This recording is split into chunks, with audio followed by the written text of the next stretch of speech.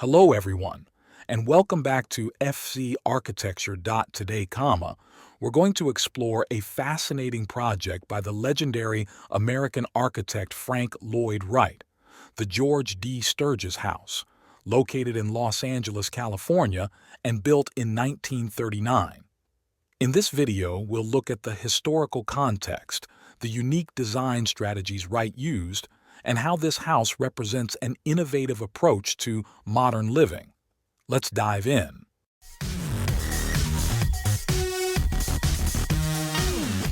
To understand this project, it's important to consider the time and place in which it was created. In the late 1930s, Frank Lloyd Wright was developing what he called the Usonian houses, a series of affordable homes for middle-class American families. These projects focused on simplicity, integration with the landscape, and the use of modern materials. The Sturges House is often considered an early example of this vision, but it also stands apart because of its unique adaptation to a steep hillside in Los Angeles.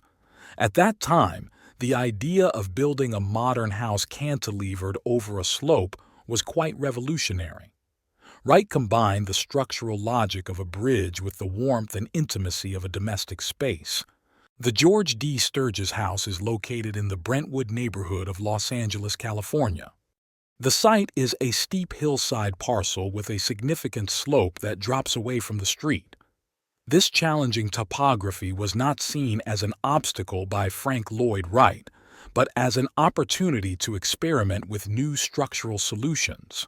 Wright designed the house to project outward from the hillside, almost like a bridge or a ship anchored to the land. This concept not only created dramatic views over the city, but also minimized the building footprint on the terrain, reducing excavation and disturbance of the natural landscape. To reduce costs, the structural solution relied on limiting the foundation area and using prefabricated elements such as steel beams. The house was installed over a small concrete pedestal at the central point, acting as the main support, while the rest of the structure cantilevers outward. This approach simplified the construction process and avoided the need to level or fully land the building on the terrain. The orientation of the house was carefully studied to take advantage of natural light and to protect the interior from excessive heat. The long southern facade opens to panoramic vistas, while the solid walls toward the street provide privacy and a sense of shelter.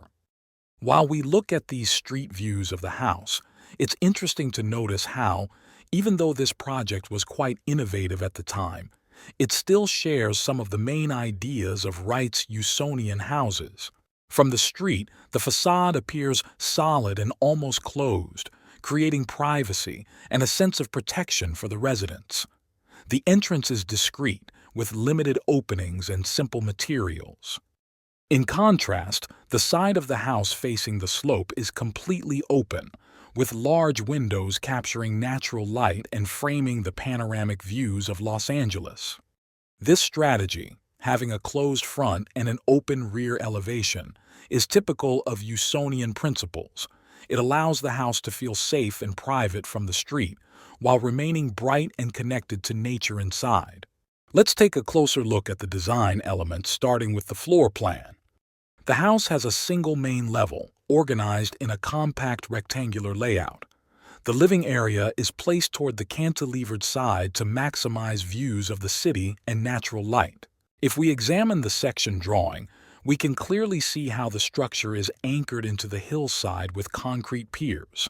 This structural solution allowed Wright to create a dramatic projection of the living spaces, giving the house its iconic appearance. In elevation, you can notice the long horizontal lines which are characteristic of Wright's work. The low roof lines, the deep overhangs, and the horizontal siding help integrate the house with the slope and the surrounding vegetation. Another distinctive feature of this house is the way strong horizontal lines define the entire design. You can see how the roof planes extend outward beyond the walls, creating deep overhangs that emphasize the length of the structure. These projecting lines visually connect the house to the landscape and create a sense of movement across the facade. Wright also used horizontal wood siding, with long continuous boards running along the exterior walls. This detail accentuates the linear character of the building and makes the house appear even more stretched across the hillside. The combination of extended roof lines and wooden cladding creates a powerful visual effect that feels both modern and organically integrated into the site. When we look at the floor plan of the house, we can see how the entrance is placed on the darker, more enclosed side of the house. This area feels protected and almost introverted, with minimal natural light and solid walls. As you move through the entrance, there is a transition sequence that guides you toward the living spaces.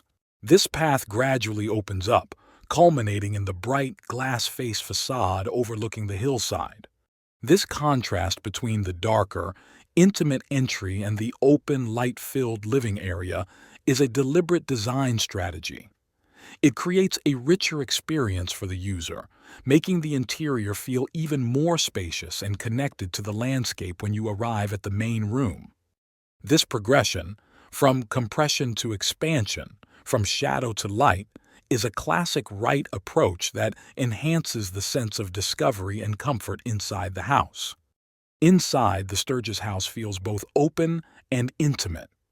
The living room is the heart of the house, with large windows framing panoramic views over Los Angeles. Natural wood finishes, built-in furniture, and simple detailing create a warm atmosphere. One interesting feature is the fireplace, which is centrally located to organize the space and provide a focal point. The George D. Sturges House is a perfect example of how modern architecture can respond creatively to challenging sites. When studying this project, there are several important aspects to keep in mind. First, the way the house adapts to the site is truly unique. Instead of excavating the hillside or creating large foundations, Wright designed a solution focused on reducing costs and simplifying construction. By using a single main concrete pedestal and cantilevered steel beams, he was able to lift the house above the slope, almost like a bridge floating in the air. This required a deep understanding of structural engineering, especially to control the loads and achieve stability with minimal support points. Another key point is the use of materials. The horizontal wood siding and projecting roof lines emphasize the strong linear character of the design, making the house appear longer and more integrated with the landscape. The spatial organization also plays a fundamental role. The experience begins with a more closed, shaded entrance and gradually transitions into the bright, open living spaces facing the panoramic views of Los Angeles. In 1939, this was an incredibly forward-thinking approach, designing a home that not only solved technical challenges, but also provided a rich sensory experience and a unique relationship with the landscape. Thank you for watching this analysis. If you enjoyed this video, please subscribe to the channel and leave a comment about what project you'd like us to explore next. See you in the next episode of FZ Architecture.